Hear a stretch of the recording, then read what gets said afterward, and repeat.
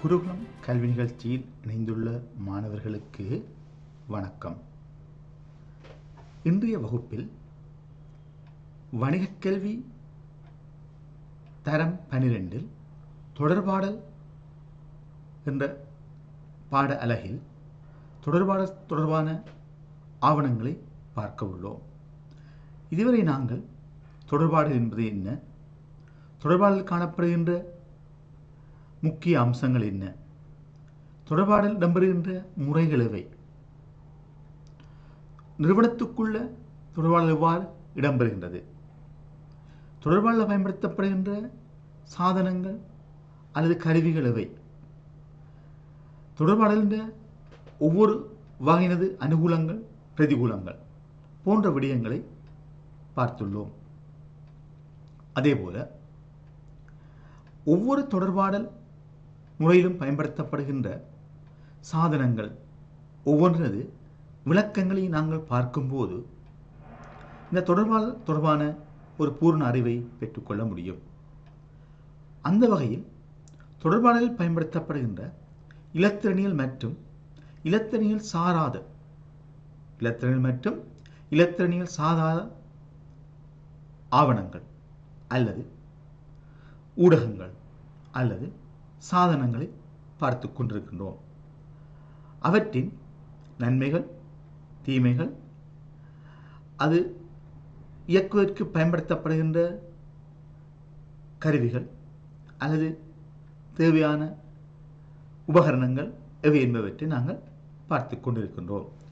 இது தொடர்பாடல் தொடர்பில் மேலதிக ஒரு தகவல்களை அல்லது அதிகமான விடயங்களை அறிந்து கொள்வதற்கான வாய்ப்பாக அமையும்.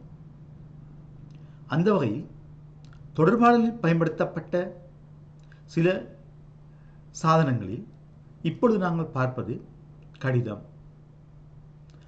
கடிதம் என்று சொல்றது அனைவருக்கும் தெரிந்த விஷயம்.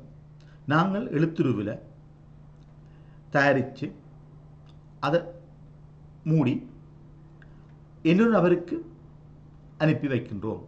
இந்த கடிதங்கள் முன்னர் மிகவும் பிரபலமானதாக காணப்பட்டது. எனினும் மின்னஞ்சல் மற்றும் தகவல் தொழில்நுட்பத்தின் வருகையினால் இந்த கடித பாவனைகள் குறைவடைந்துள்ளன. எனினும் இந்த கடிதம் என்பது சில இடங்களில் மிக முக்கியத்துவமான ஒன்றாகவே இன்னமும் காணப்படுகிறது.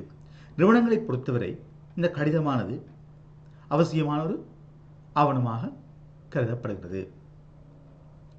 நான் கடிதம் என்றால் என்ன என்பதற்கு வரவிலக்கணம் பார்க்கும்போது எழுத்து வடிவில் மூடிய படிவத்திலிட்டு தகவலை அனுப்ப உதவும் சாதனம் கடிதமாகும். இது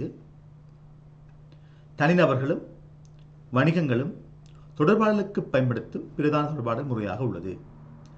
வணிக கடிதங்கள் எளிமையாக, சுருக்கமாக, திருத்தமாக, ஒழுங்கான முறையில் கவர்ச்சிகரமாக தயாரித்துக் கொள்ள வேண்டும். வணிக கடிதம் என்பது நாங்கள் உத்தியோகபூர்வமாக பயன்படுத்துகின்ற ஒரு கடிதமாக காணப்படும்.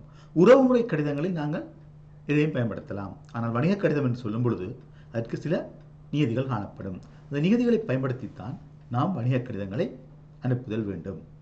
இந்த வணிக கடிதங்கள் என்று சொல்லும் பொழுது நிறுவனங்கள் அலுவலக ரீதியாக, உத்தியோக ரீதியாக தங்களுடைய பெயர் முகவரி பொறிக்கப்பட்டதாக அல்லது அங்கீகரிக்கப்பட்ட அதிகாரியின் கையொப்பத்தை தாங்கியதாக சென்றடையும். இந்த கடிதங்கள் எழுத்து மூலம் தயாரிக்கப்படுகின்ற ஒரு ஆவணமாக காணப்படும். சட்ட நடவடிக்கைகளுக்கு பயன்படுத்தக்கூடிய ஒரு கருவி.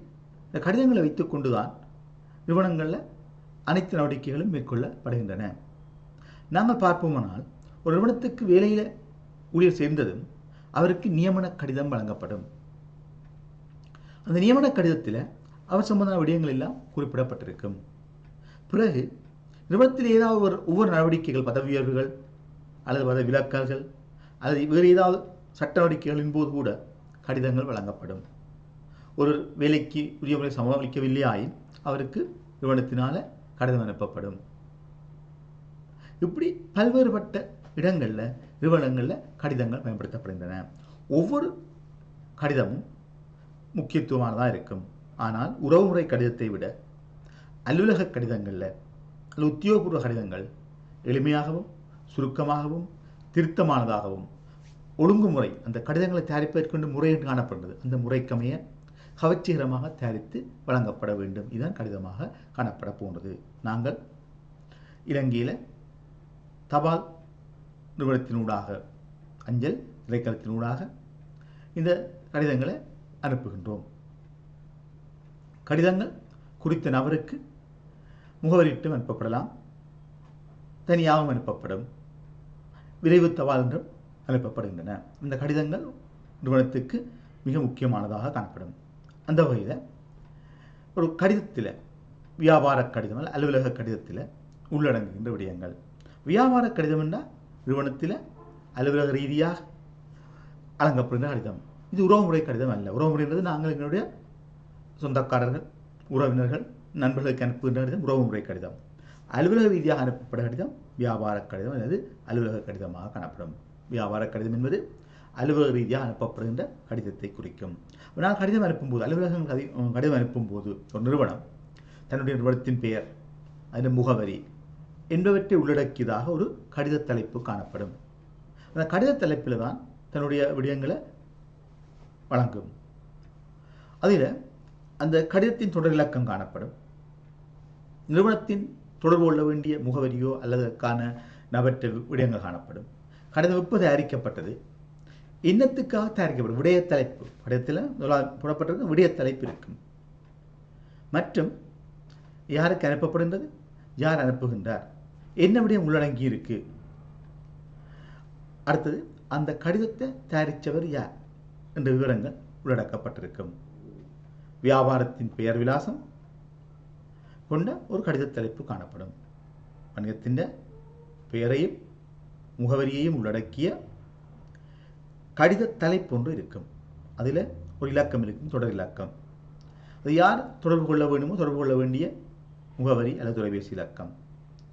யாருக்கு அனுப்பப்படுகிறது, எந்த தேதியில் அனுப்புகிறோம், என்ன விடய தலையங்கம், உள்ளடக்கம் என்ன, கடிதத்தின் முடிவு என்ன. அதில் ஒருவர் கையொப்பமிட்டிருப்பார். கையொப்பமிட்டவர்கிட்ட பெயர், பதவி போன்றனவும் குறிப்பிடப்பட்டிருக்கும் அல்லது இறப்பர் முத்திரை பதிக்கப்பட்டு காணப்படும். இது வியாபார கடிதமாக காணப்படும். வியாபார கடிதம் ஒரு நிறுவனத்தில் அலுவலக கடிதம் எனவும் அழைக்கப்படும். இது அலுவலக ரீதியாக அங்கீகரிக்கப்பட்ட முறையில் சட்டப்படி வழங்கப்படுகின்ற கடிதமாக காணப்படும். அடுத்து பாருங்கள், ஆள்குறி கடிதம். இது குறித்த நபருக்கு முகவரியிட்டு வழங்கப்படுகின்ற கடிதம் ஆள்குறி கடிதமாகும். நிறுவனங்களில் நிறுவனத்துக்குள்ளேயும் இருக்கும், வெளியிலையும் வழங்கப்படும். நிறுவனத்துக்குள்ள ஊழியர் இடமாற்றம், பதவி உயர்வு, அவருக்கான தண்டனை அல்லது ஏதாவது வெகுமதிகள் அறவழப்படுமா இருந்தால் அல்லது வெகுமதி வழங்கப்படுமா இருந்தால் அது சம்பந்தமான விடயங்களை வழங்குறதுக்காக இந்த ஆள்குறி கடிதம் அனுப்பப்படும். குறித்த நபற்ற முகவரியிட்டு வழங்கப்படுகின்ற கடிதமே ஆள்குறி கடிதம் என அழைக்கப்படும். அவரிடம் கடிதம் ஒப்படைக்கப்படும். அது அவரது பிரத்யேக விடயங்கள் அதில் இருக்கலாம். நிறுவனத்துக்குள்ள ஊழியர் இடமாற்றதா இருந்தால், பதவி உயர்வு கொடுக்கிறதா இருந்தால், அவருக்கு ஏதாவது தண்டனை விதிக்கிறதா இருந்தால், அவரிடமிருந்து ஏதாவது வெகுமதிகள் வழங்குறதா இருந்தாலும் சரி, அல்ல அவரிடமிருந்து சண்டப்பணங்கள் அறவுறதா இருந்தாலும் சரி, அது பற்றிய விவரங்கள் இந்த ஆள்குறி கடிதத்தில் குறிப்பிடப்பட்டிருக்கும். அடுத்தது மெமோ என்று சொல்வார்கள்.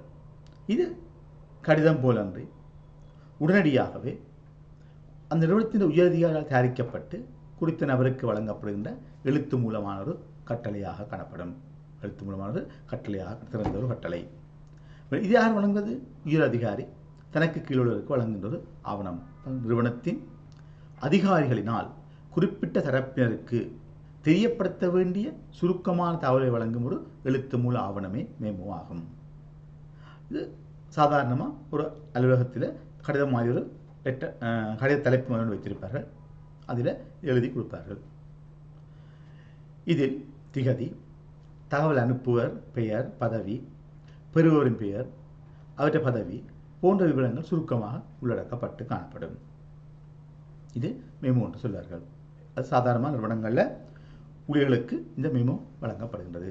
ஏதாவது தகவல் வழங்குவதாக இருந்தாலும், அதை அவருக்கு ஏதாவது அறிவுறுத்தல் வழங்குவதாக இருந்தாலும் இந்த மெமோ ஒன்று கொடுப்பார்கள். அடுத்தது தொலைபேசி. நான் ஏற்கனவே பார்த்துருக்கிறோம். இலங்கையில் 2 நபர்களுக்கு இடையில் தகவலை பரிமாற்றத்துக்கு இருக்கின்ற ஒரு சாதனம் தொலைபேசி. கையடக்க தொலைபேசி, இது தொலைபேசி. கையடக்க தொலைபேசி, அது சேவைகள் பெற்றுக்கொள்ளலாம் பார்க்குறாங்க. இது தொலைபேசி. இரு நபர்களுக்கிடையே தகவல்களை நேரடி பேச்சு மூலம் பரிமாற்ற உதவும் சாதனமே தொலைபேசி ஆகும். இது உள்ளக தொடர்பு சாதனமாகவும் இருக்கும், வெளியக தொடர்பு சாதனமாகவும் காணப்படும். இலங்கையில் இந்த தொலைபேசி சேவை, தொலைபேசி பரிவர்த்தனை சேவை வழங்கும் நிறுவனங்கள் காணப்படுகின்றன. இலங்கையில் காணப்படும் நிறுவனங்களில் நாங்கள் முக்கியமானதாக பார்க்குவது ஸ்ரீலங்கா டெலிகாம். அதே போல மேலும் நிறுவனங்கள் காணப்படுகின்றன. லங்காவில் சன்டெல் நிறுவனம் காணப்பட்டது. இவையும் தொலைபேசி பரிவர்த்தனை வழங்கும் நிறுவனங்களாக காணப்படுகின்றன. அதில் முக்கியமான நிறுவனமாக இந்த ஸ்ரீலங்கா டெலிகாமை நாங்கள் பார்க்கின்றோம். இது 2 நபர்களுக்கு இடையில் நேரடி பேச்சு மூலம் தகவல் பரிமாற்றத்துக்கு உருவாக்கப்பட்டுள்ள ஒரு செயற்பாடாக தொலைபேசி காணப்பட போன்றது. இதனால் கையடக்க தொலைபேசியும் பயன்படுத்துகின்றோம். கையடக்க தொலைபேசி வழங்கும் நிறுவனங்கள் வேறு உள்ளன. இது தொலைபேசி சேவை வழங்கும் நிறுவனங்களாக காணப்படும். இந்த தொலைபேசி சேவையை வச்சுக்கொண்டு தான் நாங்கள் படிச்சுக்கிறோம். தொலைநகல் அனுப்புறதுக்கும் தொலைபேசி இலக்கம் படிச்சுக்கிறோம். அதே போல் எங்களுடைய இணைய வலையமைப்பை பெற்றுக்கொள்வதற்கும் தொலைபேசிகள் அவசியமானதாக காணப்படும், முக்கியமானதாக காணப்பட போன்றன. சர்வதேச நேரடி தொலைபேசி. சர்வதேச நேரடி தொலைபேசி நாங்கள் வெளிநாடுகளோட தொடர்புகளை ஏற்படுத்துறதுக்கு, வெளிநாடுகள் உள்ளவரோடு கதைக்கிறதுக்கு இணைய வலையமைப்பை பயன்படுத்தி பல்வேறு சாதனங்கள் அல்லது பல்வேறு மென்பொருட்களை பயன்படுத்தி தொடர்புகளை ஏற்படுத்தலாம். அது நேரடி தொலைப்பு அல்ல. நேரடி தொலைவு அல்லது நேரடி தொலைபேசி என்று சொல்றது, நேரடி தொடர்பு அல்லது நேரடி தொலைபேசி என்று சொல்றது, நாங்கள் எங்களிடம் உள்ள தொலைபேசியை பயன்படுத்தி வெளிநாட்டில் உள்ளவற்றை தொலைபேசிக்கு நேரடியாக அழைப்பை ஏற்படுத்துவது நேரடி தொலைபேசி என அழைக்கப்படும். மாறாக நாங்கள் வேறு மென்பொருட்கள்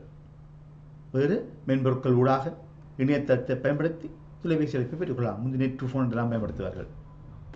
இப்பொழுது அவையெல்லாம் புதிய தொழில்நுட்பத்தின் காரணமாக இல்லாமல் போய் வாட்ஸ்அப், வைபர் இப்படி பல்வேறுபட்ட சமூக வலைத்தளங்கள் கூட இதை நாங்கள் பயன்படுத்துறதுக்கு வந்திருக்குது. இப்போ நாங்கள் பல இதை வழங்குகின்றோம். அப்போ நேரடி தொலைபேசி தான் நாங்கள் பார்க்குறது.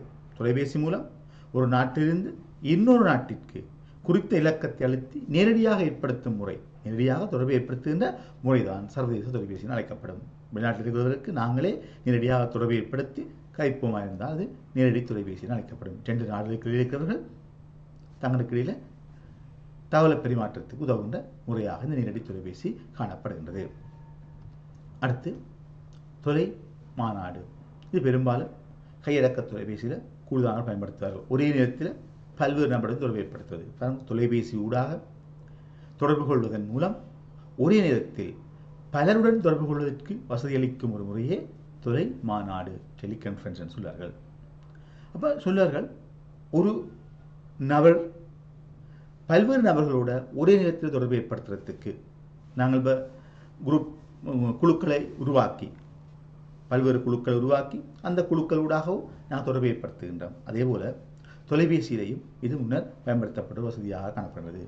ஒரு நேரத்தில் பல்வேறு நபர்களோட நேரடி தொடர்பை ஏற்படுத்தி உருவாக்கப்படுவது தொலை மாநாடு என அழைக்கப்படும்.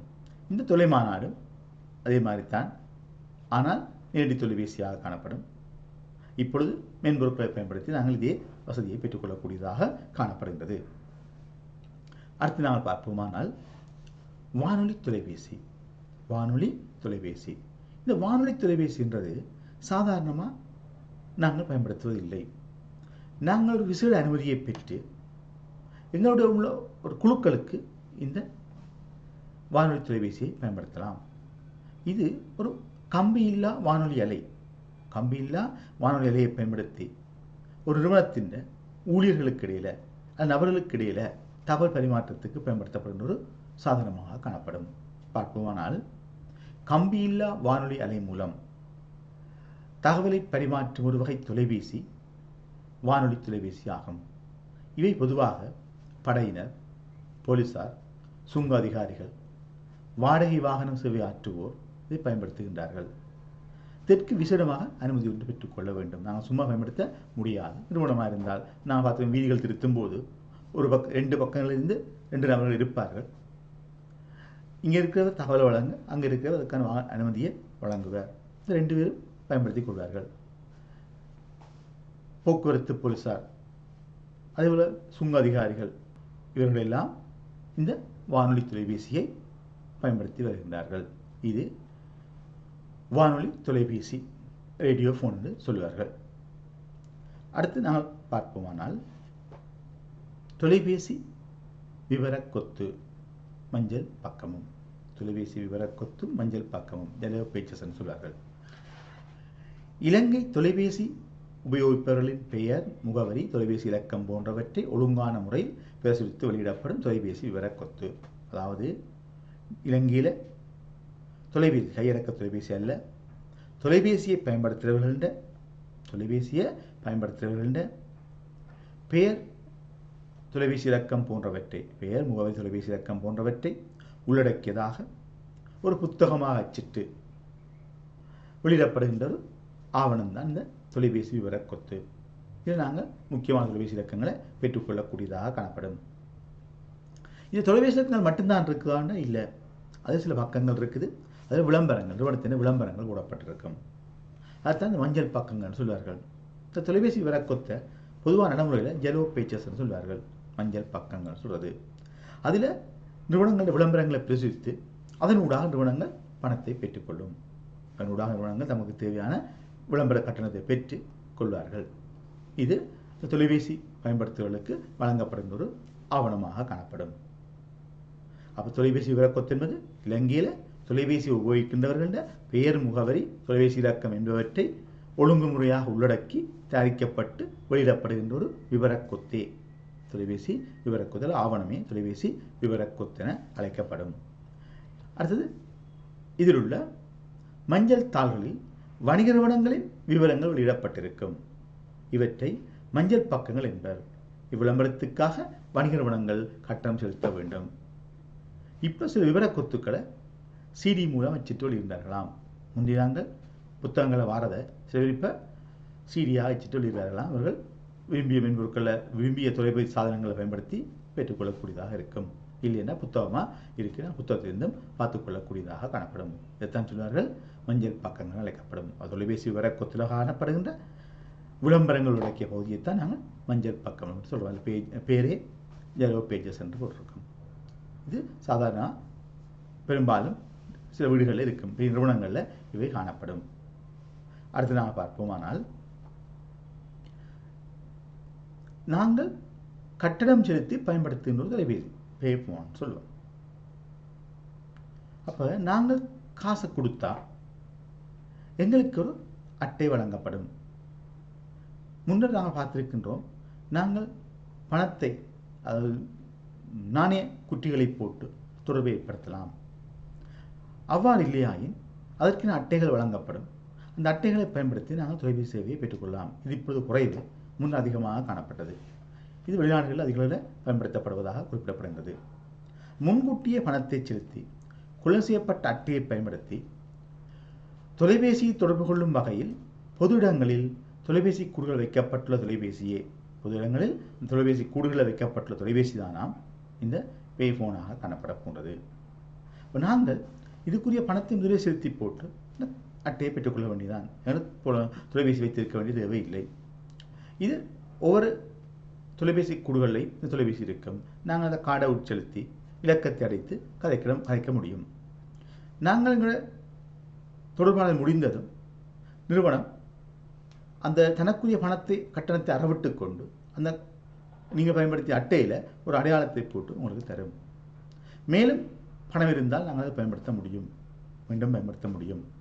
இல்லை என்றால் அந்த அட்டையில் பணம் முடிந்ததும் அதை வீசிவிட வேண்டியது தான். இது நாங்கள் பணத்தை செலுத்தி பெற்றுக்கொள்கின்ற ஒரு அட்டை மூலம் தொடர்பை ஏற்படுத்துவதற்கு வழங்கப்படுகின்ற ஒரு வசதியாக காணப்படும் இந்த பே ஃபோன் சொல்லப்படும். அடுத்து, மீளிறப்பு அட்டைகள். இது சாதாரணமாக எல்லோருமே இவற்றை பயன்படுத்துகின்றார்கள், எல்லோருமே பயன்படுத்தியிருக்கிறார்கள், எல்லோரும் பயன்படுத்தி கொண்டு இருக்கின்றோம். மீளிறப்பு அட்டைகள் எங்களுடைய தொலைபேசிக்கு பணத்தை இடுவதற்காக அந்த நிறுவனத்துக்கு நாங்கள் காசை கொடுத்து வாங்கி செய்து கொள்கிற கார்டு, ரீசார்ஜ் கார்டுன்னு சொல்கிறார்கள். அப்போ இல்லை, நிறுவனங்கள் முதலே அச்சிட்டு வெளியிடும். அதுக்கு நான் பணத்தை கொடுத்து அட்டையை வாங்கி எங்கள் தொலைபேசியாக பயன்படுத்தலாம். குறித்த வகை மொபைல் போன் ஊடாக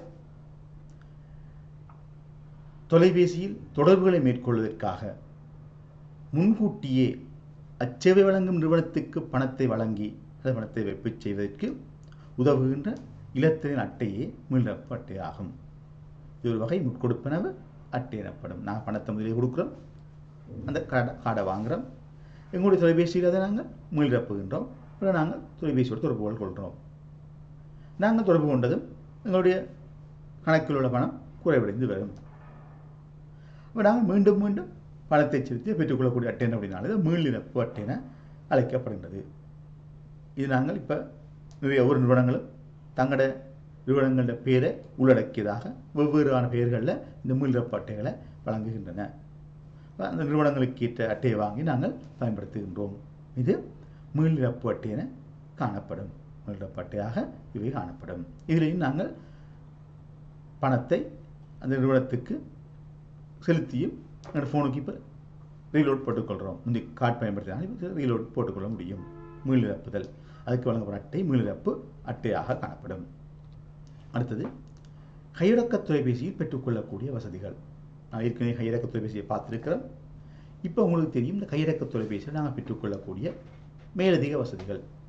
நாங்கள் கதைக்கிறதை விட தொடர்பாடலை விட வேறு என்ன செய்திகளை பெற்றுக்கொள்ளலாம். ஒன்று குறுஞ்செய்தி. குறுஞ்செய்தி என்பது குறுந்தகவல் SMS என்று பார்த்துருக்கிறோம். அந்த இலக்கங்களை நாங்கள் சேகரித்து வைக்கலாம். யாராவது உங்களுக்கு அழைப்பு ஏற்படுத்தினாராக இருந்தால் அழைப்பு ஏற்படுத்திய இலக்கத்தை அறிந்து கொள்ளலாம். இந்த நம்பர்லேருந்து எங்களுக்கு ஃபோன் வந்திருக்கு, இந்த நம்பர்லேருந்து எங்களுக்கு கால் வந்திருக்கு, யார் கால் பண்ணியிருக்கார் விவரங்களை அறிந்து கொள்ளலாம். சில நாங்கள் இல்லாத நம்பர்லேருந்து எங்களுக்கு அழைப்பு வந்தாலும் நாங்கள் அதை இலக்கங்களை கண்டுபிடிக்கிறதுக்கான வசதிகள் இப்பொழுது வழங்கப்பட்டுள்ளது. அடுத்த இலத்திரனியல் தபால் அனுப்புதல், இமெயில் அனுப்புறதுக்கு நாங்கள் அதை பயன்படுத்தலாம். சமூக வலைத்தளங்களை பார்வையிடுவதற்கு நாங்கள் அதை பயன்படுத்தலாம். இணைய வசதி, இன்டர்நெட் வசதியை பெற்றுக்கொள்வதற்கும் இது எங்களுக்கு உதவி கொண்டது. இன்டர்நெட் கனெக்ட் பண்ணிட்டு நாங்கள் எந்த ஒரு வலையமைப்புக்கும் செல்லலாம், அல்லது இந்த இணையதளத்துக்கும் போகலாம். இந்த விவரங்களை நாங்கள் தேடி பெற்றுக்கொள்ளக்கூடியதாக காணப்படுகின்றது. அதே போல நாங்கள் தொடர்புகள் ஏற்படுத்துறதுக்கு ஸ்கைப், வாட்ஸ்அப், வைபர், மற்றது இதை விட மேலும் எங்களுக்கு தேவையான தகவலை அறிஞ்சு கொடுக்கக்கூடிய எல்லா வசதிகளையும் நாங்கள் இதில் பெற்றுக்கொள்ளலாம். அதே போல் வகுப்புகள், ஒன்று கூடல்கள், மாணவர்களுக்கு வகுப்புகள் தற்பொழுது எல்லா மாணவர்களும் படித்துக் கொண்டிருக்கிறார்கள். வெவ்வேறான மென்பொருட்கள் கொண்டல்ல, இதே போல் பல மென்பொருட்கள், Zoom போல பல மென்பொருட்களை நாங்கள் பயன்படுத்தி கொண்டிருக்கின்றோம். சமூக வலைத்தளங்கள் பார்வையிடலாம், வெவ்வேறு வசதிகளை பெற்றுக்கொள்ளலாம், ஒன்று கூடல்களை மேற்கொள்ளக்கூடியதாக காணப்படும். இது தொலைபேசியினூடாக கையடக்க தொலைபேசியில் நாங்கள் பெற்றுக்கொள்கின்ற ஏனைய வசதி. இவை மட்டுமல்ல, பல வசதிகள் பெற்றுக்கொள்ள முடியும். தற்பொழுது தொலை அச்சு முதல் பார்த்து நாங்கள் ஃபேக்ஸ், இப்போ பார்க்குறது டெலெக்ஸ். முதல்ல நாங்கள் பார்க்கும்போது எங்களுக்கு தெரியும் அது அந்த ஆவணத்தை அவ்வாறு நிலப்பிரதி அனுப்புறது. இங்கு தகவல்கள் தட்டச்சு செய்யப்படும். தட்டச்சு செய்யப்பட்ட தகவல்கள் உரியவருக்கு வழங்கப்படும். பாருங்கள், குறியீட்டு எழுத்து வடிவில் தகவலை அச்சிட்டு பரிமாற்ற உதவும் சாதனமே டெலெக்ஸ் ஆகும். குறிப்பிட்ட டெலெக்ஸ் பொறியில் மற்ற டெலெக்ஸ் பொறியின் இலக்கத்தை அழுத்தி அச்சிடும் பொழுது குறித்த டெலெக்ஸ் நாடாவில் அச்செய்தி பதிக்கப்படும். நாங்கள் இங்கே டைப் பண்ணும் பொழுது இந்த விவரங்கள் நாங்கள் எந்த டெலெக்ஸ் நம்பருக்கு அனுப்புகின்றோமோ அவருடைய திரையில் காண்பிக்கப்படும். அது அங்கே சேர்த்து வைக்கக்கூடியதாக இருக்கும். அதிலிருந்து வரும் தகவலை பெற்றுக்கொள்ளக்கூடியதாக காணப்படும். இது நாங்கள் இங்கே வழங்குகிற தகவலை எழுத்து வடிவில் அனுப்புகிறது மட்டும்தான். ஆனால் நாங்கள் பார்த்தா ஃபேக்ஸ்ன்னு சொல்கிறது அவ்வாறு அல்ல. நாங்கள் அதில் தொலை நகல் என்று சொல்கிறோம். அது அதன் பிரதியை மட்டும்தான் அனுப்பும். இது அச்சு வடிவில், எழுத்து வடிவில் அனுப்புவதாக காணப்படும். இது தொலை நகலுக்கும் தொலை அச்சுக்கும் உள்ள வேறுபாடாக காணப்படும். தொலை நகல், தொலை அச்சு. அப்போ நாங்கள் தகவல் அனுப்பிக்கல, தகவலுடைய முழு வடிவமும் தகவலின் முழு வடிவத்தையும் அவ்வாறே அனுப்புவது தொலை நகல். அந்த விவரங்களை எழுத்து வடிவில் தட்டச்சு சாதனத்தில் டைப் பண்ணி அனுப்புவது, தட்டச்சு செய்து அனுப்புவது தொலை அச்சாக காணப்படும். ரெண்டுலேயும் வேறுபாடுகள் காணப்படுகின்றன. ரெண்டு வேறுபாடுகளையும் பார்க்கும்போது தொலை அச்சு ஃபேக்ஸ் தொலை நகல். டெலெக்ஸில் தகவல் அச்சிடப்படும், ஃபேக்ஸில் அவ்வாறு பிரதி செய்யப்படும். உள்ள விவரம் அப்படியே பிரதி செய்யப்பட்டு அனுப்பப்படும். டெலெக்ஸில் குறியீட்டு மொழிகள் பயன்படுத்தப்படும். ஆனால் ஃபேக்ஸில் நான் விரும்பிய மொழி, நான் என்னத்தை அனுப்புகின்றமோ, படமாக அனுப்புகின்றமோ, எழுத்துக்களாக அனுப்ப போகிறோமோ, இதுவானோ அப்படியே அவரை சென்றடையும். நாங்கள் யாருக்கு அனுப்புகின்றமோ அவரை சென்றடையக்கூடியதாக காணப்படும். இந்த தொலையச்சில் நாங்கள் எந்த குறியீடுகளையோ எந்த வரைபடங்களையோ அனுப்ப முடியாது. வரைபடங்களையோ குறியீடுகளோ அனுப்ப முடியாது. தொலைநகல் அவற்றை அவ்வாறே அனுப்பலாம். நான் ஏற்கனவே பார்த்துருக்கிறோம். பல வர்ணங்களில் அல்ல, ஒரு கருப்பு நிறத்திலோ வெள்ளை நிறத்திலோ அவை அங்கு சென்றடையும். கருப்பு வெள்ளை வடிவங்களாக சென்றடையும். பிளாக் அண்ட் ஒயிட்னு சொல்லுவோம். அதை கலப்பெண். இங்கே தொலை நகல் நாங்கள் மின்னஞ்சல்ல எல்லாத்தையும் அவ்வாறே அனுப்பலாம். ஆனால் தொலையச்சில் குறியீட்டு வடிவம், ஃபேக்ஸில் அவ்வாறே அனுப்பக்கூடியதாக காணப்படும். இது நாங்கள் பார்த்த இந்த தொடர்பான விடயங்கள். தொடர்பாளர்கள் காணப்படுகின்ற சில முக்கிய சாதனங்கள், தொடர்பாளர்கள் பயன்படுத்தப்படுகின்ற முக்கிய சாதனங்கள், அவற்றில் காணப்படுகின்ற சில விசேட பண்புகளையும் தான் நாங்கள் பார்த்திருக்கின்றோம். ஒவ்வொரு தொலைபேசி சாதனங்களையும் காணப்படுகின்ற ஒவ்வொரு தொலைபேசி சாதனங்களையும் நாங்கள் பயன்படுத்துகின்ற விடயங்களை நாங்கள் இங்கு பார்த்துள்ளோம். தொலையச்சு, ஃபேக்ஸ் ஒன்று ஒப்பிட்டு பார்க்கணும். அதே போல் மின்னஞ்சல், தொலைநகல், தொலையச்சு மூன்றுக்குள்ள வேறுபாடுகளை பார்த்துக்கொள்ளலாம். பெரும்பாலும் மின்னஞ்சலும் தொலைநகலும் அதிகம் பயன்படுத்தப்படுகின்றன. அவற்றுக்கான வேறுபாடுகள் கேட்கப்படுவது வழமை. அதில் நாங்கள் பார்த்து கொண்டோம். சரி, நான் தொடர்பாடலில் உங்களுக்கு தெரியுமானவர்களே, தொடர்பாடல் இடம்பெறுகின்ற முறைகள், நிறுவனத்தில் தொடர்பாடல் இடம்பெறுகின்ற முறைகள், தொடர்பாடல் பயன்படுத்தப்படுற சாதனங்கள், தொடர்பாடல் செய்முறை இடம்பெறுகிற முறை, தொடர்பாடலின் அடிப்படை கூறுகள், தொடர்பாடல் மூலக்கூறுகள், அனுப்புவர், செய்தி, ஊடகம், துலங்கல், பின்னூட்டி என்று பார்த்தோம். இவற்றின் முக்கியத்துவங்களை பார்த்திருக்கின்றோம். அடுத்து இந்த தொடர்பாடல் பகுதியில் சில வினாக்கள், கடந்த காலத்தில் சில வினாக்கள் வந்துள்ளன. அவ்வாறான வினாக்கள் தொடர்பான விடயங்கள் நாங்கள் இப்பொழுது பார்க்க உள்ளோம். இப்போ இந்த வினாக்கள் எங்களுடைய பல்தேர்வு வினாக்களும் பெறலாம், அல்லது இடைவெளி நிரப்புதல் பெறலாம், அல்லது குறு வினாவில் பெறலாம், அல்லது பகுதி 2 வினாவாகவும் பெறலாம். இப்போ நாங்கள் விடையளிக்கும் போது அதற்கேற்ற மாதிரி விடைகளை வழங்க வேண்டும். எங்களுடைய பதில்கள் கேள்விக்கேற்றவாறு அமைய வேண்டும். சில விடயங்கள் பொதுவாக வரும். பொதுவான சந்தர்ப்பத்துக்கு இந்த போக்குவரத்து, அது ஒரு தகவல், ஒரு விடயத்தை சொல்லி இந்த விடயம் சம்பந்தமாக நாங்கள் இந்த போக்குவரத்து முறையை பயன்படுத்தலாம், அந்த போக்குவரத்து முறையில் உள்ள சாதனங்கள் என்ன, நன்மைகள் என்ன, அல்லது தீமைகள் என்ன இதை கேட்பார்கள். அல்லது 2 சாதனத்தை சொல்லி இதில் எது சிறந்தது, அதுக்கும் அது காரணம் என்ன என்று கேட்கலாம். அவ்வாறு கடந்த கால சில வினாத்தாள்களில் வந்துள்ள கேள்விகள் நாங்கள் இப்பொழுது பார்க்க உள்ளோம். கேள்விகளும் அவற்றுக்கான விடைகளையும் நாங்கள் இப்பொழுது ஆராய உள்ளோம். முதலில் பல்தேர்வு வினாவில் காணப்பட்டுள்ள சில வினாக்களை பார்க்க உள்ளோம். முகாமையாளர் ஒருவர் பெரிய அளவில் விரிவான தகவல் ஒன்றை தொடர்பாடல் செய்ய விரும்புகின்றார். பின்வருவற்றுள் இந்நோக்கத்திற்கு மிகவும் பொருத்தமான தொடர்பாடல் முறை யாது? பெரிய அளவான தகவலை விரிவாக தொடர்பாடல் செய்ய போறாராம், கதைக்க போறாரோ சொல்ல போறாரோ. அதற்கு இருக்கிற 5 வினாக்கள்ல அல்ல 5 பதில்களில் எது சிறந்தது, இந்த வினாவுக்கு அவர் பயன்படுத்தக்கூடிய சிறந்த முறை எது என்று கேட்கிறார்கள். எழுத்திலான ஒரு ஞாபக குறிப்பு. ஞாபக குறிப்பு சின்னதாக சுருக்கமாக எழுதி வைக்கிறது, விரிவாக இருக்காது. நேருக்கு நேரான கூட்டத்தில் போய் நின்று எல்லா விடயங்களையும் இவரால் விரிவாக கதைக்க முடியாது. அறிவித்தல் பலகை. அறிவித்தல் பலகையில் நிறுவனத்தில் எழுதி மட்டும் வைக்க முடியும். தொலைபேசி. தொலைபேசியில் நீண்ட நேரம் கதைத்து கொண்டிருக்க முடியாது, பலருக்கு தகவல் வழங்க முடியாது. அறிக்கை. அறிக்கை மூலம் நாங்கள் பெரிய அளவு தகவலை வழங்க முடியும். பாருங்கள், முகாமையாளர் ஒருவர் பெரிய அளவிலான விரிவான தகவல் ஒன்றை தொடர்பாடல் செய்ய விரும்புகின்றார். பின்வருவற்றுள் இந்நோக்கத்திற்கு மிகவும் பொருத்தமான தொடர்பாடல் முறை யாது? ஞாபக குறிப்பில் முழு தகவலையும் வழங்கியது. நேருக்கு கூட்டத்தில் எல்லா விடயங்களையும் எங்களுக்கு பரிமாற்றிக்கொள்ள சில கடினமாக இருக்குது, சில மறந்து போகலாம், சிலது தகவல் வழங்காமல் போகலாம், அது வேறு தகவல் திரிவுபடுத்தப்படலாம். அது அறிவித்தல் பலகை நிறுவனத்துக்குள்ள மட்டும் தகவல் வழங்கத்துக்குரிய ஆவணமாக காணப்படும், விரிவாக வழங்க முடியாது. தொலைபேசி குறித்த நபருக்கு மட்டும் வழங்கலாம், பலரோட வைக்க முடியாது. அறிக்கை. நாங்கள் அறிக்கை வெளியிட முடியும்.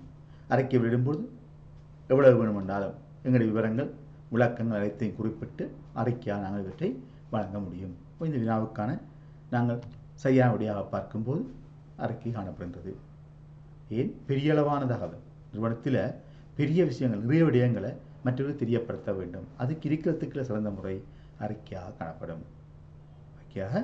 நேரடி கூட்டத்திலையும் எல்லா விடயங்களையும் வழங்க முடியாமல் போகலாம், அல்லது கேள்வி கேட்கும்போது பிழையான தகவல் கூட சென்றடையலாம், சில சட்ட ரீதியற்றதாக அமையலாம், சில சட்ட நடவடிக்கைகளுக்கு முகம் கொடுக்க வேண்டி ஏற்படலாம். அறிக்கை வழங்கும் போது எல்லாம் நிதானமாக பார்த்து தயாரித்து உரிய முறையில் வழங்கப்படும். நிறுவனங்களால் வழங்கப்படுகின்ற அறிக்கைகள், ஊடக அறிக்கைகள் நுகர்த்தீர்ப்புகள். நிறுவனங்கள் தங்கள் ஊடகங்களுக்கு அறிக்கை வழங்கினால் அதிலிருந்து சகல தகவலும் வெளிப்படுத்தப்படும் அறிக்கை வெளியிட. அடுத்து பின்வரும் அட்டவணையில் ஆனா நிரலானது தொடர்பான ஊடகங்களையும் ஆவண்ணா நிரலானது தொடர்பான முறைகளையும் எடுத்து காட்டுகின்றன. ஆனா தொடர்பான முறை ஆவண்ணாவில் ஊடகங்கள் தரப்பட்டிருக்குது. வாய்மொழி மூலம், எழுத்து மூலம், இலத்திரனியல் மூலம், அடையாளங்கள் மற்றும் குறியீடுகள் மூலம். இதுக்கு பொருத்தமான ஆவண்ணா பகுதிகள் இருக்கிறார்கள். இப்போ நாம் இலத்திரனியல் சாதனங்களை கண்டுபிடிச்சிடணும். இலத்திரனியல் சாதனங்களை பயன்படுத்தி மேற்கொள்ளப்படுறது. அப்போ குரல் அஞ்சல் ஒரு இலத்திரனியல் சாதனம், ஆனால் அது வாய்மொழி மூலம் வரும். இப்போ நாங்கள் முதல் வாய்மொழி மூலமான தொடர்பாடலையும் பார்க்கணும். இதில் இருந்து சரியான விடையை தெரிவு செய்யணும். கூட்டம், குரலஞ்சல், கலந்துரையாடல், பேச்சஸ். நாலில் கூட்டம், குரலஞ்சல், கலந்துரையாடல் மூன்றும் வாய்மொழி மூலமானதுதான். ஆனால் அதில் குரலஞ்சல் என்பது இலத்திரனியல் சாதனம். கூட்டமும் கலந்துரையாடலும் வாய்மொழி மூலமாக காணப்படும். விடையை நாங்கள் கீழே பார்க்கும்போது ஒப்பிட்டு சரியான விடையை கேட்கின்றார்கள். வினாவை பார்த்தனீர்கள். பின்வரும் அட்டவணையில் ஆனா நிரலானது தொடர்பாடல் ஊடகங்களையும் ஆவண்ணா நிரலானது தொடர்பாடல் முறைகளையும் எடுத்து காட்டுகின்றன. தொடர்பாடல் முறை, தொடர்பாடல் ஊடகங்கள். இதில் பொருத்தமான விடை எது கேட்கப்படுகிறது.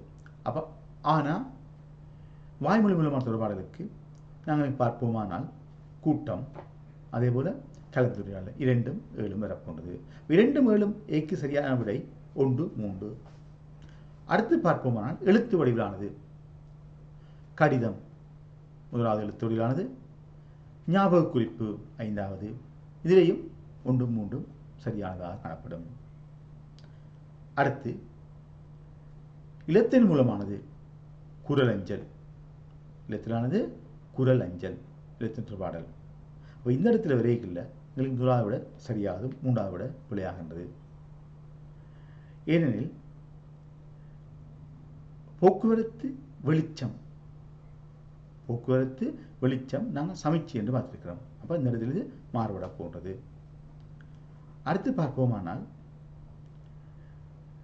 அடையாளங்கள் குறியீடு மூலமான தொடர்பாடல்ல நான் பார்க்கும்போது மணி ஒலித்தல், மணி ஒலித்தல் வரப்போன்றது. மணி ஒலித்தலும் போக்குவரத்து வெளிச்சமும் காணப்பட போன்றது. அவங்களுக்கு இதில் விடை கண்டுபிடிக்க முடியும். முதலாவது என்பது வாய்மொழிமான தொடர்பாடல், அதுக்கான கருவிகள் தரப்பட்டுள்ளது. அடுத்து நாங்கள் பார்க்கும்போது ஊடகவியல் தொடர்பாடல் துறை பட்டதாரி ஒருவரான ஷான் புதிய தொலைக்காட்சி அலைவரிசை ஒன்றை ஆரம்பிப்பதற்கு எண்ணியுள்ளார். இந்நிறுவனத்தினை பதிவு செய்வதற்காக அனுமதி பத்திரம் பெற்றுக்கொள்ள வேண்டிய நிறுவனம். பதிவு செய்வதற்கு அனுமதி பத்திரம் பெற்றுக்கொள்ள வேண்டுமா? அப்போ இலங்கையில் தொலைக்காட்சி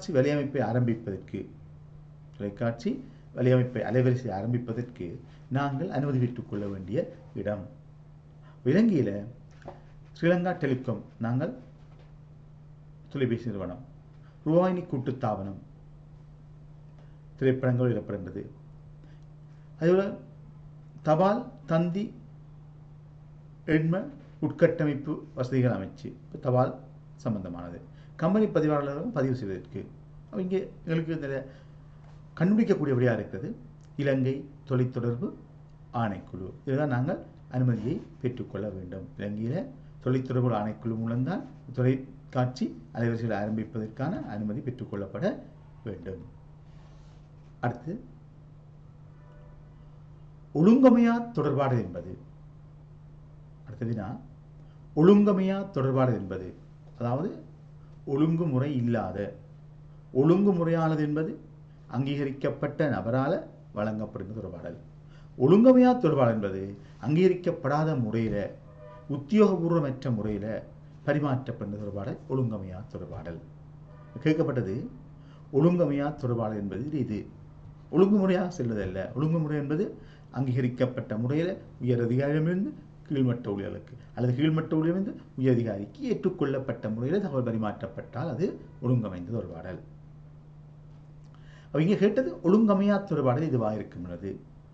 முதலாவது, ஒழுங்கமைந்த குழுவுக்கும் நிறுவனங்களுக்கும் இடையே உத்தியோகபூர்வமற்ற முறையில் தொடர்பாடல் வலியுறுத்தல். இது நடக்குது ஒழுங்கமைந்த குழுவுக்கும் நிறுவனத்துக்கும் இடையே உத்தியோகபூர்வமற்ற முறையில் இடம்பெறும் தொடர்பாடல். இரண்டாவது, அனுப்புவரிடமிருந்து பெறுபவர் வரை தொடர்பாடல் நிகழும் வழிமுறை, தொடர்பாடல் செய்முறை, அது ஒழுங்குமுறையாக தான் இருக்கும். பலருக்கு ஒரே தடவையில் செய்தி அனுப்பும் ஏற்பாடு செய்தல். ஒரு செய்தியை ஒரே நேரத்தில் பலருக்கு அனுப்புகின்றது. நாங்கள் பலருக்கும் அனுப்பலாம். ஒழுங்கமைந்த தொடர்பாடலுக்கு எதிராக உள்ள தடைகள். நாங்கள் ஒழுங்கான முறையில் தொடர்பாடல் செய்கிறோம், இடையில இரைச்சல்கள், குழப்பங்கள், சத்தங்கள் என்பன வந்து இந்த தொடர்பாடலுக்கு இடையூறுகளாக காணப்படுகின்றன. இது தொடர்பாடலுக்கான இடையூறு. ஒழுங்கமைந்த தொடர்பாடல் நடைபெறுகின்றது. அந்த ஒழுங்கமைந்த தொடர்பாடலில் வார குழப்பங்கள் தான் இடையூறுகளாக காணப்படும். அடுத்தது, பின்னூட்டல் கிடைக்காத தொடர்பாடல் செய்முறை. பின்னூட்டல் கிடைக்காது, நாங்கள் தகவல் அனுப்பிட்டோம், ஆனால் எங்களுக்கு அதுக்கான பதில் வரவில்லை, பின்னூட்டி கிடைக்கவில்லை, தகவல் சென்றடைந்திருந்தால் அது நாங்கள் அனுப்பிய தகவல் முறையானது, முறையாக அனுப்பியிருக்கிறோம், அப்படி பதில் வரவில்லை என்பது எங்களுக்கு முறையற்றது அல்ல.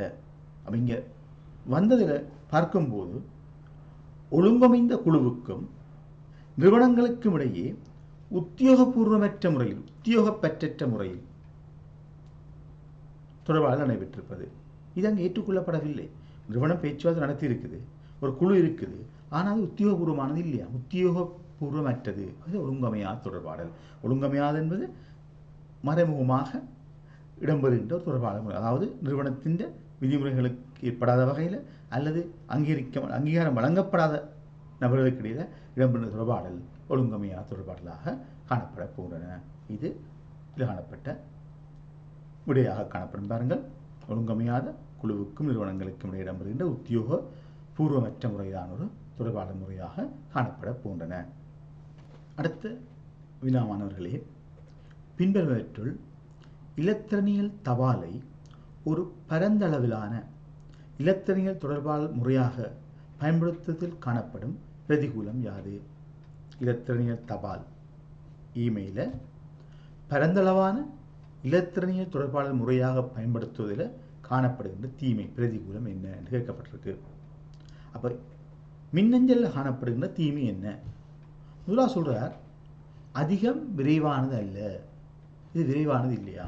உங்களுக்கு தெரியும், மின்னஞ்சல் அதிக விரைவானது, மின்னஞ்சல் அதிகம் விரைவானது, இங்கே விரைவானது இல்லைன்னு சொல்றார். அப்படின்னா இந்த குற்றை ஏற்றுக்கொள்ள முடியாது.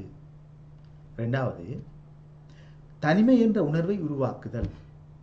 என்னதான் இது தனிமை, எங்களுக்கு தனிமை என்ற உணர்வை ஏற்படுத்துமா? தனியைத்தான் ஒவ்வொரு ஒரு வேறொரு நேரடியாக நாங்கள் தொடர்பு கொள்ள முடியாது, அதை போட்டு இருக்கணும். தனிமை என்ற உணர்வை ஏற்படுத்தும். பின்னூட்டல் இல்லை. நாங்கள் மின்னஞ்சல் அனுப்பினோம் என்றால் செய்தி சென்றடைந்ததா சென்றடையவில்லையா, இந்த முகவரி சரியா அப்படியான விவரம் இங்கே இருக்கு. பின்னூட்டு நிச்சயமா இருக்க போகுது. மின்னஞ்சல்ல உடனேயே நாங்கள் தகவல் பரிமாற்ற உடனேயே அதுக்கான பின்னூட்டி எங்களுக்கு கிடைக்குது. அதனுடைய பின்னூட்டி இல்லை என்பது இதுக்கு ஒரு புள்ளியான காரணமாக இருக்கும். உயர்ந்த அளவிலான கிரயம், நாம் மற்ற தொலைபேசி அழைப்பை விட அது வேறு அழைப்புகளை விட இங்கே பின்னூட்டி இருக்கிற அதே நேரம் செலவும் குறைவானது. செலவு உயர்ந்த கிரயமா, செலவு கூட என்று சொல்கிறான். இது செலவு கூட அல்ல, செலவு குறைவானது, கிரயம் குறைவானதாக காணப்படும். அடுத்தது செய்தியை விளங்கிக் கொள்வதில் உள்ள கடினத்தன்மை. இந்த செய்தியை விளங்கிக் கொள்வது கடினமாக இருக்குமா? மின்னஞ்சல்ல செய்தியை விளங்கிக் கொள்வது இலகுவானது. தகவல்னா வடிவாக அனுப்பலாம், விளக்கமாக அனுப்பலாம். அதேபோல் வேணுமெண்டா பல வர்ணங்கள் நிறங்கள் எல்லாம் அனுப்பலாம். அப்போ செய்தியை வடிவாக விளங்கிக் கொள்ளவும் முடியும். ஆனால் அதுவும் சில புலியானதாக இருக்கும். ஏன்? இலத்திரனியல் தபால் பரந்தளவிலான இலத்திரனியல் தொடர்பாடல் முறையாக, இலத்திரனியல் தபாலை நாங்கள் இலத்திரனியல் தொடர்பாடல் முறையாக பயன்படுத்துவதில் உள்ள பிரதிகூலம் அதிகம் விரைவானது இல்லைன்னா பல விரைவானது. தனிமை என்ற உணர்வு வச்சுக்கொள்வோம். பின்னூட்டல் இல்லை, பின்னூட்டி இருக்கு. உயர்ந்த அளவிலான கிரியம் காணப்படும். கிரியம் உயர்வானதுன்னு சொல்றார். இல்லை, மின்னஞ்சலுக்கு ஏனையவற்றோடு ஒப்படைக்க எங்களுக்கு கிரியம் என்னவா இருக்குது? குறைவானதாக காணப்படுகிறது. கிரியம் குறைவாக காணப்படும். செய்தியை விளங்கிக் கொள்வதில் உள்ள கடினத்தன்மை. செய்தியை விளங்கிக் கொள்வது கடினமா? மின்னஞ்சல் முகவரி உள்ளவர் பொறுத்த வரைக்கும் மின்னஞ்சலில் வர செய்தியை அவரால் விளங்கிக் கொள்ள கூடியதாக இருக்கும். பிள்ளையாக இருந்தாலுடைய மற்றொரு நோமலாக அனுப்பப்பட்ட மின்னஞ்சல், அலுவலக ரீதியாக உத்தியோகபூர்வமாக அனுப்பப்பட்ட மின்னஞ்சலை விளங்கிக் கொள்ள கூடியதாக காணப்படும். இதுக்குள்ள இருக்கிறதுக்குள்ள இதுக்கு உள்ளதில் எது இதில் உள்ள பிரதிகூலம்? மின்னஞ்சல் பயன்படுத்தியுள்ள பிரதிகூலம் எது என்று கேட்கிறார்கள். அப்போ எங்களை பொறுத்தவரையும் இந்த தனிமை என்ற உணர்வை உருவாக்குதல். ஏன்? மின்னஞ்சல் உண்மையில் தனிமை என்ற உணர்வு உருவாக்கும். ஏன்? எங்களுக்கு தெரியும், நாங்கள் மட்டும்தான் அதை அனுப்ப போகிறோம், நாங்கள் தயாரித்து போட அனுப்பி விட்றோம். தொலைபேசி பேசிக்கு நேரடியாக இருக்கும், அவரை கேட்டு கழிச்சு பேசுகிறோம். தனிமை என்றது இருக்காது. ஆனால் இதில் தனிமை என்ற உணர்வு காணப்படும். இருக்கிறதுக்குள்ள இந்த விடயங்களுக்கு சரியானதாக காணப்படும். தனிமை என்ற உணர்வை உருவாக்குவதாக இது காணப்பட போன்றது. பின்வரும் இலத்திரனியல் தபாலை ஒரு பரந்தளவிலான இலத்திரனியல் தொடர்பாடல் முறையாக பயன்படுத்துவதில் காணப்படும் பிரதிகூலம் யாது என்று கேட்டால், தனிமை என்ற உணர்வை இது உருவாக்குவதாக காணப்படும். இதுதான் இதில் பிரதிகூலமாக காணப்படும். ஏனையவே நாங்கள் பிரதிகூலங்களாக ஏற்றுக்கொள்ள முடியாது, ஏற்றுக்கொள்ள குறைவு. இதை விட இருக்கிறதுக்குள்ள இந்த விடைதான் சரியானதாக காணப்படுகின்றது. இடைவெளி நிரப்புதல். எண்ணத்தை குறித்த ஒரு செய்தியாக மாற்றும் செய்முறை கீறு என அழைக்கப்படுவதுடன் பெறுபவரால் அச்செய்தியின் கருத்தை மாற்றுகின்ற செய்முறை கீறு என அழைக்கப்படும். எண்ணத்தை குறித்த ஒரு செய்தியாக மாற்றும் செய்முறை கீறு என அழைக்கப்படுவதுடன் பெறுபவரால் அச்செய்தி கருத்தை மாற்றுகின்ற செய்முறை, செய்தி கருத்தை மாற்றுகின்ற செய்முறை எவ்வாறு அழைக்கப்படும் பார்த்திருக்கின்றோம். ஒன்று குறிமுறை ஆக்கம், குறிமுறை நீக்கம். அப்போ எண்ணங்களை செய்தியாக மாற்றி அமைக்கிறது குறிமுறை ஆக்கம், அதில் மாற்றங்கள் செய்வது குறிமுறை நீக்கம் என அழைக்கப்படும். குறிமுறை ஆக்கம் எண்ணங்களை குறித்த செய்தியாக மாற்றுவது, அதை நீக்குவது குறிமுறை நீக்கம், மாற்றி அமைப்பது குறிமுறை நீக்கம். நான் ஏற்கனவே தொடர்பாடல் வரைபடத்தில் பார்த்திருக்கிறோம். அந்த வரைபடங்கள் மாறும் என்று சொன்னான். அடுத்து வருகின்ற வினாக்களை பார்த்தீர்களானால், தொடர்பாடல் செய்முறைக்கு உரித்தான பின்வரும் உருவில் உள்ள இடைவெளிகளை நிரப்பட்டாம். தொடர்பாடல் செய்முறைக்கு உரித்தான பின்வரும் உருவில் உள்ள இடைவெளிகளை நிரப்பட்டாம். இதில் பல விடயங்கள் இருக்குது. நாங்கள் பார்த்ததை விட கூடுதலான இடைவெளிகள் காணப்படுகின்றன. இப்போ இந்த இடைவெளியில் வர வேண்டிய விடயங்கள் 1, 2, 3, 4 என்று வர வேண்டும். இடைவெளிகள் 4லையும் 1, 2, 3, 4 என்று வரப்போன்றது. அனுப்புபவர் நான் அடுத்த படித்தாங்க செய்தி, அடுத்த ஊடகம், பெறுபவர் படித்தாங்க. ஆனால் இங்கே அனுப்புபவர் இருக்குது, அடுத்த 2 இல்லை. இடையில 2 புது விஷயங்கள் வருகுது. ஊடகம், அதுக்கப்புறம் ஒரு விஷயம் வருகுது, பெறுபவருக்கு போகுது. இது எண்ணங்கள் ஏற்றுக்கொள்ளப்பட்டது கீழே வரப்போகுது. இப்போ நாங்கள் கீழே பார்க்கலாம் துலங்கல், துலங்கள் பின்னூட்டியாக போகும். துலங்களை போடலாம். எண்ணங்களை ஏற்றுக்கொள்ளப்பட்ட இடத்துல துலங்களை போடலாம். இப்போ அனுப்புவர் அது என்ன வருது பாருங்க. அனுப்புவர் எண்ணம் உருவாக்கப்படுறது. எண்ணங்களை உருவாக்குறது படித்த முதல் பார்த்துக்கிறோம். குறிமுறையாக்கம். எண்ணங்களை உருவாக்குறது பாருங்கள். குறிமுறையாக்கம். அனுப்புவர் எண்ணங்கள் அது குறிமுறையாக்கப்பட்டு ஊடகம் அல்லது செய்தியாக்கப்பட்டு ஊடகத்தில் செலுத்தப்படும். அது பெறுவதற்கு போகும்போது குறிமுறை நீக்கப்பட்டு தான் செல்கிறது. குறிமுறை நீக்கம். இப்போ எண்ணங்கள் ஏற்றுக்கொள்ளப்பட்டது. பெறுவதிலிருந்து எண்ணங்கள் ஏற்றுக்கொள்ளப்பட்டால் அதிலிருந்து வாரது அதனுடைய துலங்கள். அதிலிருந்து வார அதனுடைய துலங்கள் அது பின்னூட்டியாக அனுப்புவரை சென்றடையும். பின்னூட்டியாக அனுப்புவரை சென்றடையும். அனுப்புவர் முதலாவது இடைவெளி எண்ணம், இரண்டாவது குறிமுறையாக்கம், ஊடகத்தில் செலுத்தல், அது செய்தியை உருவாக்கி ஊடகத்தில் செலுத்துதல். அப்புறம் குறிமுறை நீக்கம். பெறுவருக்கு சென்றடைந்து எண்ணங்கள் ஏற்றுக்கொள்ளப்பட்டால் அது துலங்களாக அனுப்புவருக்கு பின்னூட்டி சென்றடையும். அனுப்புவருக்கு சென்றால் அது பின்னூட்டியாக காணப்படும். இதில் காணப்பட்ட வினாவுக்கான விடையாக இருக்கும். அடுத்த வினா, நிறுவனம் ஒன்று அவசர காலத்தில் வெளியேறுவதற்காக அம்புக்குறியுடன் எடுத்து காட்டப்படும் அறிவித்தல் பலகையானது ஒரு கீறு என அழைக்கப்படுவதுடன் கீறு தொடர்பாளர் முறையாக கருதப்படுகின்றது. நிறுவனம் ஒன்று அவசர காலத்தில் வெளியேறுவதற்கு அம்புக்குறியுடன் எடுத்து காட்டும் அறிவித்தல் பலகை வரைபடமாக காட்டியிருக்கின்றன. நீங்கள் அவசரமான சந்தர்ப்பங்களை வெளியேறலாம் என்று ஒரு போட்டிருக்கு, வரைபடம் போட்டிருக்கு. அது எங்களுக்கு என்ன தொடர்பாளர் என்று உங்களுக்கு தெரியும். அழைக்கப்படுவதுடன் கீறு தொடர்பாளர் முறையாகவும் காணப்படும். வரைபடங்கள் எல்லாம் எங்களுக்கு தெரியும். சமிச்சைகளும் குறியீடுகளுமாக காணப்படும். எடுத்துக்காட்டுவது சமிச்சை அல்லது குறியீடு அழைக்கப்படுவதுடன் சமிச்சை அல்லது குறியீடு அழைக்கப்படுவதுடன் இது ஒரு நிறுவனத்தின் உள்ளக தொடர்பாடல் முறை. நிறுவனத்துக்குள்ள அழைக்கப்படுவதுடன் இது உள்ளக தொடர்பாடல் முறையாக கருதப்படுகின்றது. அதேவேளை நிறுவனத்தினால் வாடிக்கையாளருக்கு அனுப்பப்படுகின்ற கடிதமானது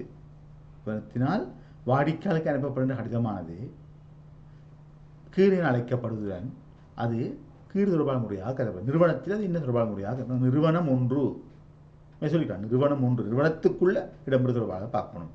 முதலாவது வரைபடங்கள் எழுத்துக்கள் சமிச்சை மூலமானது, கடிதங்கள் எழுத்து மூலமானது எங்களுக்கு தெரியும். அதில் சமிச்சை என்ன வகையான நிறுவனத்துக்குள்ள என்ன வகையான தொடர்பாடல்? உள்ளக தொடர்பாடல். கடிதங்கள் அனுப்புவது வழியாக்களுக்கு அது வழியாக தொடர்பாடலாக காணப்பட போன்றது. அதுதான் இங்கே இடைவெளி மூலம் கேட்கப்பட்டுள்ளது. நிறுவனம் ஒன்று அவசர காலத்தில் வெளியேறுவதற்கு அம்புக்குறியுடன் எடுத்துக்காட்டும் அறிவித்தல் பலகையானது ஒரு சமிச்சை மூலமான குறியீடென சமிச்சையில் குறியீடு மூலமான தொடர்பாளர்கள் அழைக்கப்படுவதுடன் இது இந்த முறை நிறுவனத்தில் உள்ளக முறையாக கருதப்படும். உள்ளக தொடர்பாடல் முறையாக கருதப்படும். அதேவேளை நிறுவனத்தின் வாடிக்கையாளர்களுக்கு அனுப்பப்படுற கடிதம் ஒரு எழுத்து மூலமான தொடர்பாக காணப்படும். எழுத்து மூலமான தொடர்பாக காணப்படுவதோடு அது ஒரு வெளியக தொடர்பாடல் முறையாகவும் கருதப்படும். நிறுவனத்துக்கு வெளியே உள்ளவர்களுக்கு அல்லது நிறுவனத்துக்கு வெளித்தரப்பினருக்கு தகவல் வழங்குவதற்கு பயன்படுத்துகின்ற ஒரு முறையாக இது காணப்படுமா. வெளியக தொடர்பாடல் முறையாக காணப்படும். முதலாவது சொன்னாங்க உள்ளக தொடர்பாடல், வெளியக நிறுவனத்துக்கு உள்ளிடம் பெற்றால் உள்ளக தொடர்பாடல், நிறுவனத்துக்கு வெளியிடம் பெற்றால் வெளியக தொடர்பாடல். அதில் சமிச்சைகள் வரைபடங்கள் குறியீடு என்று சொல்றது குறியீடுகள் சமிச்சை மூலமானது, கடிதங்கள் எழுத்து மூலமான தொடர்பாடலாக காணப்படும். அதே போல பகுதி 2 வந்த வினாக்கள், செய்தியொன்றை தயாரிப்பு செய்யும் போது தயாரிப்புகள் கருத்தில் கொள்ள வேண்டிய 4 விடயங்களை குறிப்பிடுக. நீங்கள் செய்தி ஒன்றை உருவாக்க போறீங்க, செய்தி ஒன்றை தயாரிக்க போறீங்க. செய்தி ஒன்றை தயாரிக்கல தயாரிப்புகள் கருத்தில் கொள்ள வேண்டிய 4 விடயங்கள். செய்தி சுருக்கமாக இருக்க வேண்டும், தெளிவானதாக இருக்க வேண்டும், விளங்கிக் கொள்ளக்கூடியதாக இருக்கணும், இதோட கட்டுப்பாடுகளுக்கு உட்பட்டதாக இருக்க வேண்டும்.